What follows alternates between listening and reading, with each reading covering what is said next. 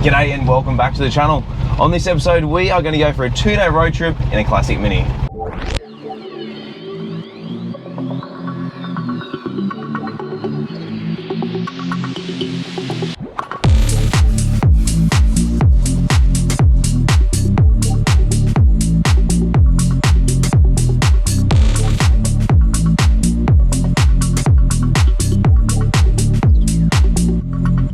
Alright folks, so you heard correctly.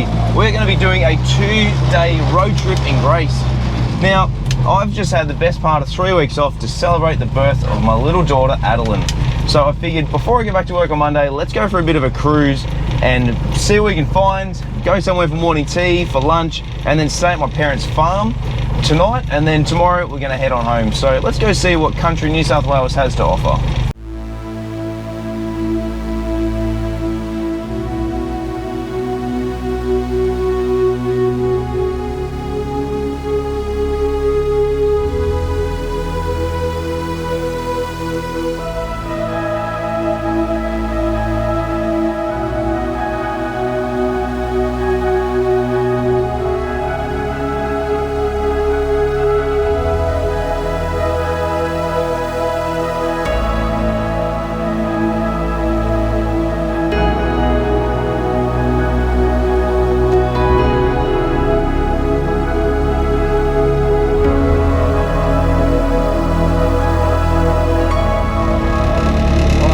So, first official pit stop, just gonna stop at the servo, not because I need fuel, but I really need to pee. Trying to find somewhere to park.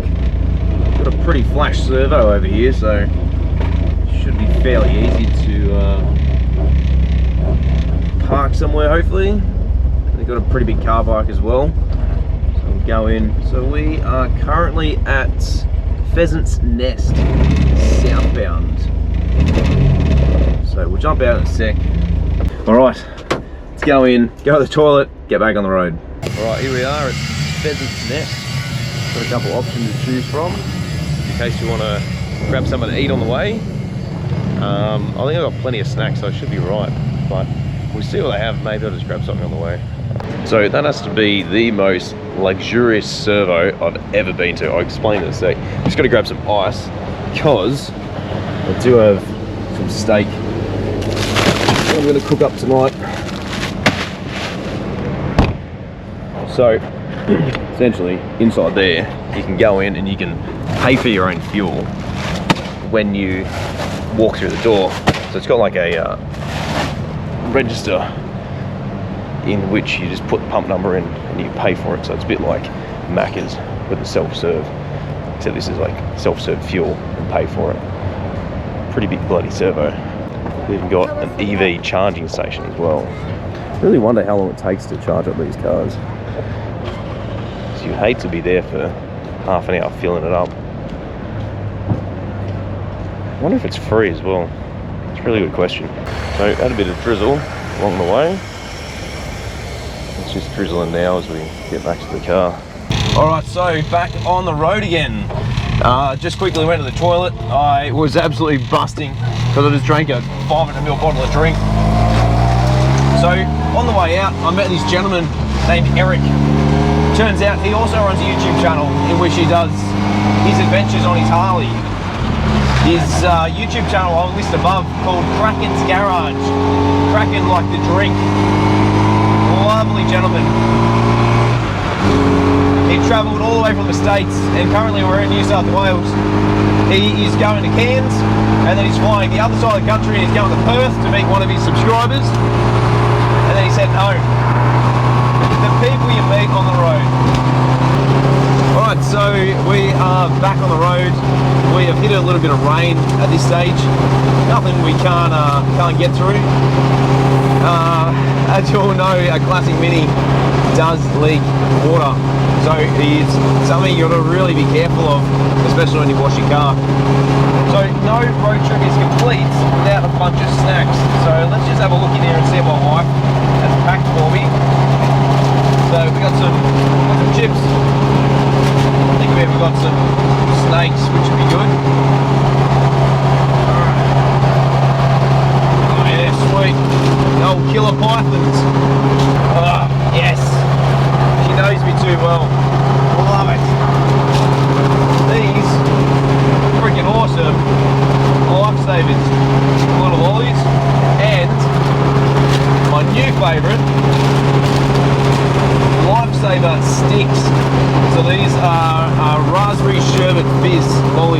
So they're just like little individual ones, and they're friggin' delicious. So let's get hoeing into those and keep the journey going. We are currently about 100 k's out of Goulburn at the moment. So Goulburn will probably be our first like official stop. I'll probably go and get a coffee there, get some morning tea, but in the meantime, let's get some loads into us.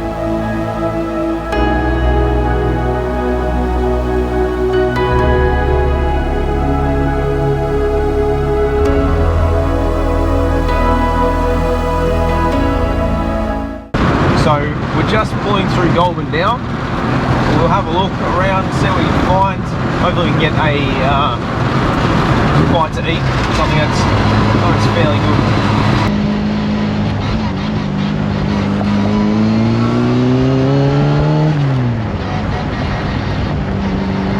Alright, so we are in Goulburn. If you can see to your left, there is the big merino. You can actually climb up inside that. It's a giant ram. They've got the history of Goulburn along the insides of the walls of that. I know this area pretty well because we generally come through here when we're heading to my parents' farm. So of course we've got to get some fuel. The trusty old Ampol. Hopefully we get some 98. Yes, sweet, we can. So that's good. We'll do that, and then we'll go get something to eat. All right, first fuel stop is done. I have done 500 meters short of 200 kilometers from when I started my journey. So essentially, I put in 13.87 liters. That works out to be 6.9 liters per 100. So not too bad, I guess, given the sort of driving that we've been doing. It hasn't been very hard, it's been very easy. Sort of obviously long distance driving is the better sort of style compared to absolutely thrashing the car about. So I've just gotten fuel. Just going to go to Macca's, I think, and just grab some banana bread and a coffee, I think, and I'll just sit down and just relax there for a little bit. Got some massive rattles in my car and they're really bugging me. Good thing I got the radio going when I'm driving, because if I didn't, it'd probably drive me bloody crazy. Alright, so first stop is done. We are at Mackie D's, just grabbed something to eat. Turns out Macca's do a pretty damn good apple crumble muffin, so I got one of those. Grabbed myself a long black, and that way in a coffee, not the other thing that people are probably thinking of. Still a bit drizzly. It is pretty cool out here today. So next stop is over there. So we've got to get back on the freeway. So over where that bridge is, just over there, is where we're going to be going. And then make our way down. I think the next stop's going to be Dog on a Tucker Box. If you haven't already, check it out, and we'll see you there soon. Alright folks, so we are just driving through a small little town called Yass. Years ago there used to be a sign on the side of the road and it was promoting McDonald's. And it had a picture of a family, and they were sitting there, they were eating burgers and chips, and they were just having a great time, as most advertising companies want to show on their signs. Anyway, the sign used to read Macca's 5 k's away, and then it would have the golden arches in front, and then it would say the term Yass. So it used to read 5 kilometers, my arse. True story.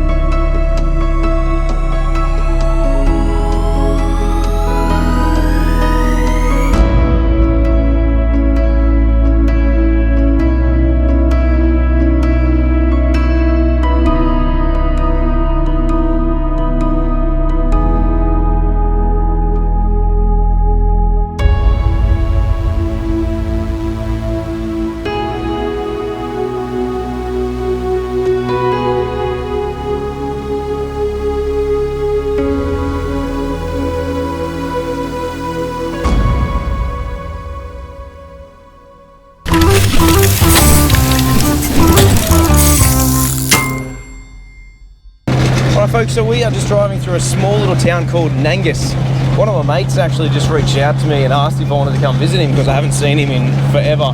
So his place isn't far from here, so what we're going to do is I'm going to take a little detour there and then I'll touch base with you guys in a little bit longer. He doesn't want to be on camera, so I'm not going to be able to film it, but this part of the world is absolutely stunning.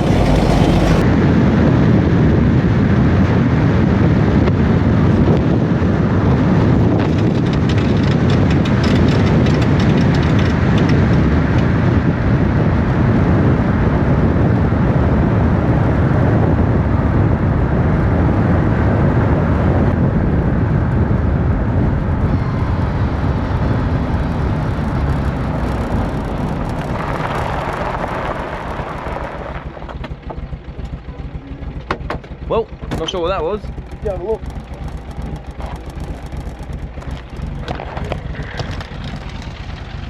So, we've just had some trucks come flying by, and we've had something sound like it's come up under the car, which I can't entirely see. Let's just have a look.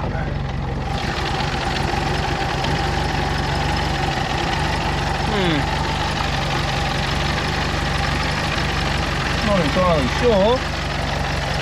There's a bit of oil in the engine. Give it a rev and just have a quick look.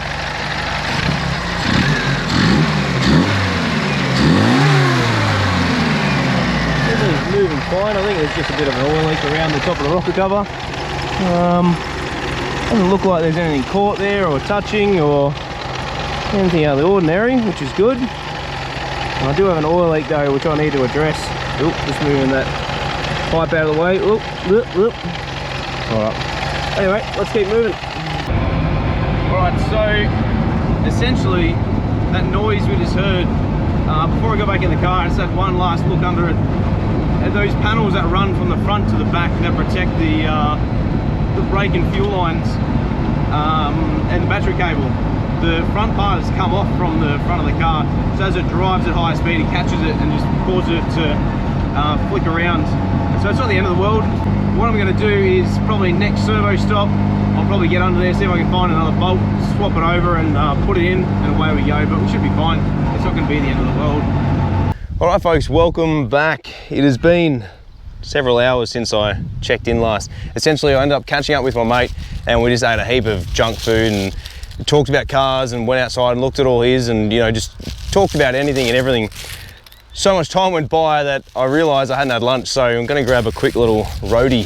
So we got a Mrs. Mac steak and cheese pie here. Anyone that is trying a Mrs. Mac's, oh my goodness, amazing.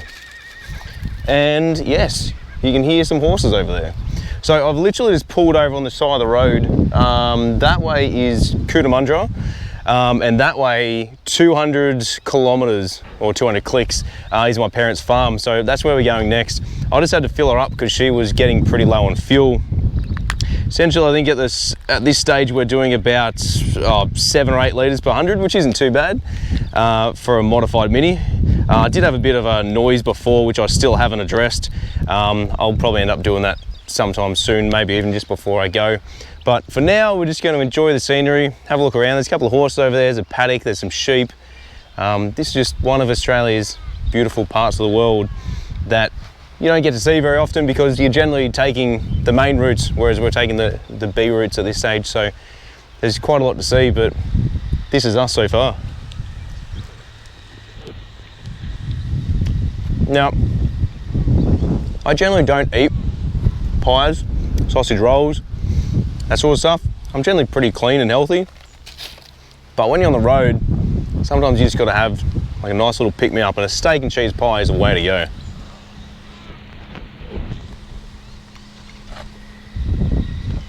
I think also in the States, they don't have pies. Anyone from the US, are you able to tell me if you have a pie, it's pastry and meat on the inside? I think it might be an Australian thing, I'm not sure.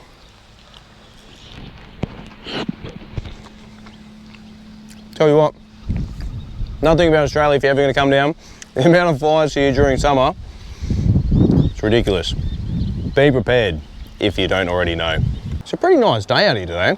There's a pretty big storm cloud over there, but I think if it was to rain, it'd probably give us a quick little pour down and that's it. But everywhere else is fairly well blue skies and a couple of clouds, but I think that's the only real pressing one, but I think that's just going to dump its load and go.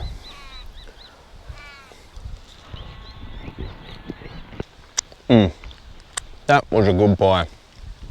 So I'm going to go shake hands with the president, water the garden, jump back in the car, and let's hit the road. Welcome to the first episode of Tomo's Bush Mechanics. Here I am with Grace and we have a problem under the car. Let's jump under and figure out what it is. Well, I've actually rectified it because an innocent bystander actually came by and helped me out. So this here runs the length of the vehicle. It had come off completely. So he did give me a bit of twine, but I ended up having a cable tie. Essentially what was happening is the air is grabbing this and causing it to flap around, banging around. So what I've done is just run a cable tie up under here, secured the power cable that runs directly from the battery to the starter solenoid, and then gone through the brake line that runs the length of the vehicle, cable tied it up out of the way, Bob's your uncle. So just goes to show that no matter where you are in the world, there are good people, and even if they're not wearing seatbelts and they're missing teeth, they can help you out. So thank you very much, guys. I do appreciate it. And now I'm able to get on my way because it is getting late. It is now 5 to 5 and the sun is going to be going down soon, and it is a not so safe practice to be driving on dusk here in Australia because of the amount of kangaroos and wildlife out on the road. So let's hit the road.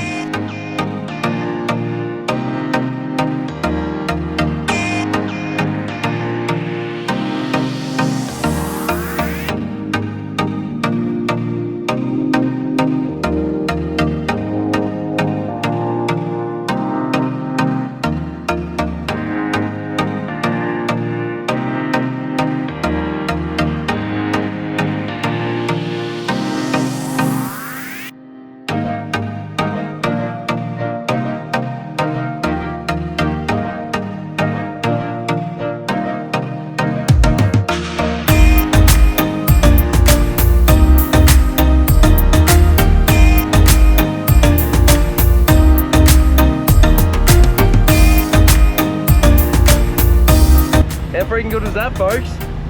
A couple of absolute monster trucks driving by, or tractors should I say. Just really puts things in proportion when you drive a small car and there's something quite large coming your way.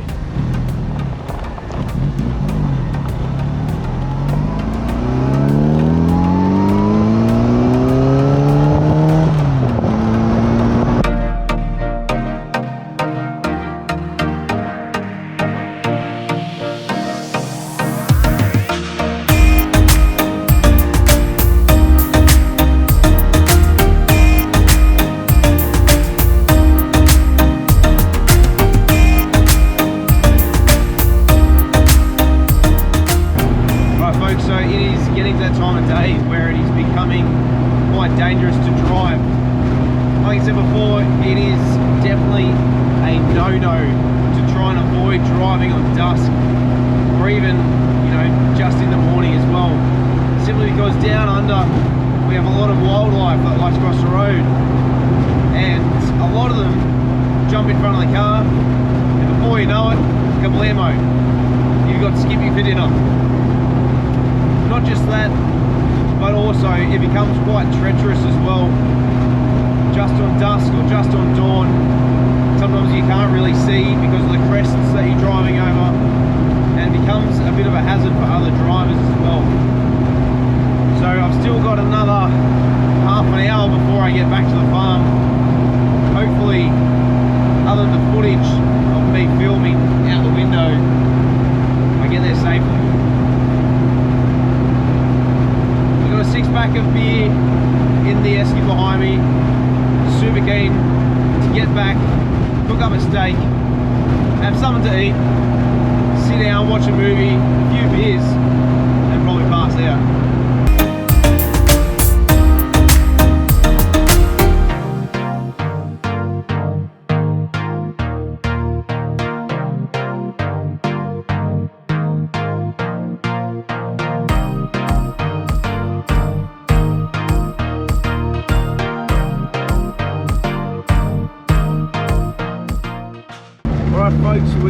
just about there. Just got to open up the gate as we come in. They do own a bunch of acreage, so you do need to make sure that you close the gate, especially because the sheep are in there. As you can see, there's not really a lot to see at the moment. To the right is their homestead. Just up here, as we get around the corner, you'll see their massive shed. Get out, have a quick look around, and call it a day.